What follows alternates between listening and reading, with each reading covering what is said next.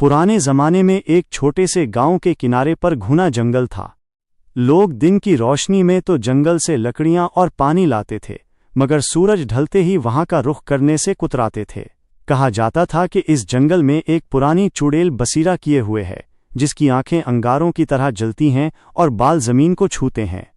गांव के बड़े बूढ़े अक्सर बच्चों को डराते कि रात को जंगल की तरफ मत जाना, वहां चुड़ैल अपने शिकार की तलाश में घूमती है।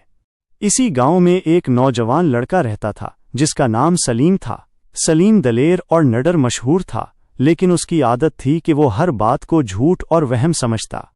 एक रात उसने जिद की कि वो जंगल में जाकर देखेगा आखिर ये चुड़ैल हकीकत में है या महज कहानी। दोस्तों ने बहुत रोका, मगर वो हाथ में चिराग लेकर जंगल की तरफ चल दिया। चांदनी रात थी, दरख्तों की शाखें हल्की हवा में करख्त आवाज पैदा कर रही थीं। सलीम आगे बढ़ता गया कि अचानक उसे औरत की हंसी सुनाई दी। आवाज नरम थी मगर डरा देने वाली। वो रुका तो देखा कि एक लंबे दरख्त के नीचे एक औरत खड़ी है। उसके बाल बिखरे हुए और आंखें सुर्ख चमक रही थीं। सलीम को फौरन अंदाजा हुआ कि ये वही चुड़ैल है जिसके किस्से वो सुन चुका था।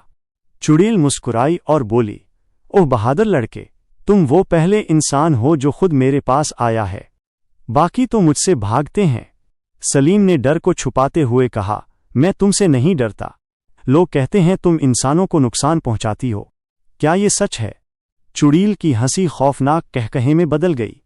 मैं तन्हा नहीं हूं, मेरे साथ एक जिन भी है जो रात को मेरा साथी बनता है। हम दोनों मिलकर उन्हें सजा देते हैं जो कमजोरों पर जुल्म करते हैं, लेकिन जो बेकसूर हों उनका हम कुछ नहीं बिगाड़ते। ये सुनते ही हवा का एक तेज झोंका आया और दरख्तों के पीछे से एक कद आवर जिन जाहिर हुआ। उसका जिस्म धुएं की तरह हिल रहा था और आंखें नीले शोले की मानिंद जल रही थीं। सलीम का दिल धुक से रह गया, मगर वो वहीं खड़ा रहा। जिन ने गहरी आवाज में कहा, ए इंसान, तेरा दिल मजबूत है, वरना यहां आते ही अक्सर लोग बेहोश हो जाते हैं। हम तुझे नुकसान नहीं पहुंचाएंगे, लेकिन खबरदार, कभी जुल्म करने वालों के साथ न देना, वरना हमारा कहर तुम पर भी नाजिल होगा। सलीम ने अदब से सर झुकाकर वादा किया कि वो हमेशा नेक काम करेगा और दूसरों का सहारा बनेगा। चुड़ैल और जिन एक दूसरे की तरफ देखकर मुस्कुराए, फिर लम्हों में गायब हो गए। अगली सुबह सलीम वापस गांव आया। उसने लोगों को बताया कि वो हस्तियां बुरी नहीं, बल्कि सिर्फ जालिमों के दुश्मन है। गांव वाले हैरान रह गए। उस दिन के बाद सलीम ने वाकई दूसरों की मदद को अपनी जिंदगी का मकसद बना लिया, और जंगल का राज उसके दिल में हमेशा एक खौफ और एक सबक की तरह जिंदा रहा।